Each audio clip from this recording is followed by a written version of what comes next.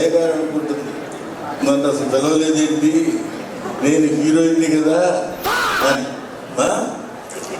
లయ ఈ అమ్మాయి బాగా వాళ్ళ మదరు చక్కరేసుకుని వచ్చే రోజుల నుంచి తెలుసు.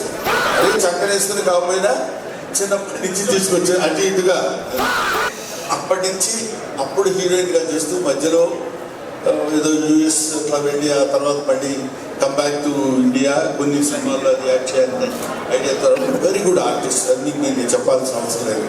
ఇటువంటి వాళ్ళందరూ ఈ సినిమాలో ఉండి ఇంతమందిని పెట్టాడన్న సంగతి కూడా నాకు తెలియదు. తీరా ఇక్కడికి వచ్చిన తర్వాత తెలుస్తుంది ఒక్కొక్కళ్ళు ఇలా కనిపిస్తున్నారు. వాడు ఎవరు పేరేంటి, ఎప్పుడు ఒకేలా ఉంటాడు, కమల,